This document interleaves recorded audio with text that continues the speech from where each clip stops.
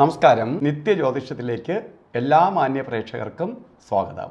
ഇന്ന് 2024 ഡിസംബർ മാസം 3-ാം തീയതി, 1200-ാം ആണ്ട് വൃശ്ചിക മാസം 18-ാം തീയതി ചൊവ്വാഴ്ച.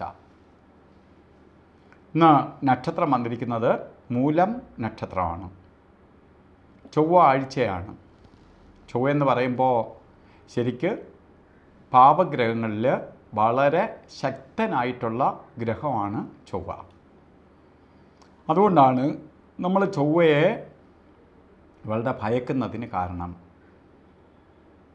അതായത് ചൊവ്വ അഗ്നികാരകനാണ്, അപകടകാരകനാണ്. അതേപോലെ ചൊവ്വ കേസ് വഴക്കിന് കാരകത്വം വഹിച്ച ഗ്രഹമാണ്. അതുകൊണ്ടാണ് ചൊവ്വയുടെ കാലഘട്ടം നമ്മൾ വളരെ സൂക്ഷിക്കണം എന്ന് പറയാൻ കാരണം. അപ്പോൾ ഇന്ന് ദിവസം നോക്കുമ്പോൾ ചൊവ്വാഴ്ച ദിവസമാണ്. ഇന്നത്തെ ദിവസം അത്ര അനുകൂലപ്രദമല്ല. പലതരത്തിലുള്ള തടസ്സഭാവങ്ങൾ കൊടുക്കുന്ന ദിവസമാണ്. അപ്പോൾ ഇന്ന് ശുഭകാര്യങ്ങൾക്ക് അത്ര അനുകൂലപ്രദമായ ദിവസമല്ല. ഇതിലെല്ലാം ഉപരി നമുക്ക് ഇന്നത്തെ കാര്യം ഒരു ദിവസത്തെ കാര്യമേ ഉള്ളൂ. ഇന്ന് നമുക്ക് ശുഭകാര്യങ്ങൾ ചെയ്യേണ്ട വയ്ക്കാം, അല്ലെങ്കിൽ മാറ്റി വയ്ക്കാം, ഇന്നെന്നുള്ളത് നാളേക്ക് വയ്ക്കാം, ഒക്കെ ചെയ്യാം. പക്ഷേ ഒരു വർഷത്തെ ഫലത്തെ ചിന്തിക്കുന്നതാണ് ബർത്ത്ഡേ വന്നിട്ടുള്ളവർക്ക്. മൂലനക്ഷത്രം ബർത്ത്ഡേ ആയിട്ട് വന്നിട്ടുള്ളവർക്ക് വാർഷിക ഫലത്തെയാണ് നമുക്ക് ചിന്തിക്കേണ്ടത്. വാർഷിക ഫലത്തെ ചിന്തിക്കുമ്പോൾ വളരെ സൂക്ഷിക്കേണ്ടതുണ്ട്. ഈ ഒരു വർഷത്തെ കാര്യം നോക്കുമ്പോൾ അപകടങ്ങളുണ്ടാവാം.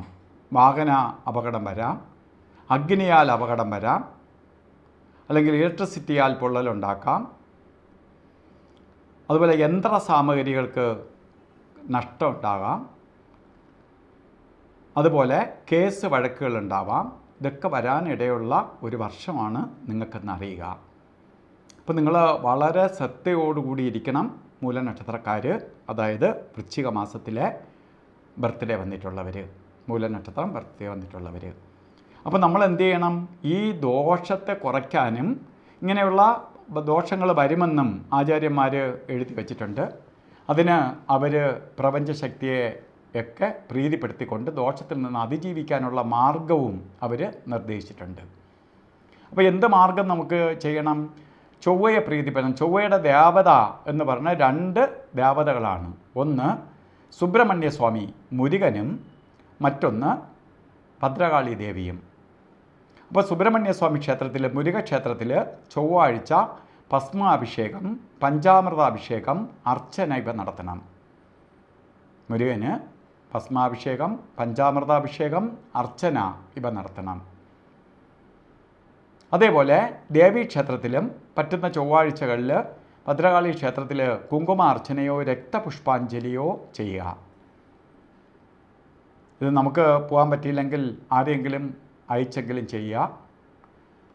ചൊവ്വാഴ്ച പൊതുവെ വ്രതാനുഷ്ഠാനത്തോടു കൂടിയിരിക്കുക.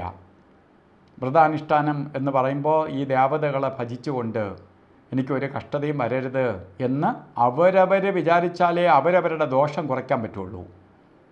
അതിനുള്ള ഏറ്റവും എളുപ്പ വഴിയാണ് വ്രതം. നമ്മൾ വ്രതാനുഷ്ഠാനത്തോടു കൂടിയിരിക്കണം. അന്ന് മത്സ്യമാംസാദികൾ കഴിക്കാതെ, അപ്പോൾ ഏറ്റവും ഇഷ്ടപ്പെട്ടതിനെ ഒഴിവാക്കിക്കൊണ്ട് ശുദ്ധവൃത്തിയായിട്ടിരിക്കണം. അപ്പോൾ എന്തു ചെയ്യും? നമ്മളുടെ പോസിറ്റീവ് എനർജി അത്രയും കയറും, നെഗറ്റീവ് പുറന്തള്ളുകയും ചെയ്യും. അല്ലെങ്കിൽ അന്ന് നെഗറ്റീവ് കൂടുതലായിട്ട് കയറുന്ന ദിവസമാണ് ചൊവ്വാഴ്ച.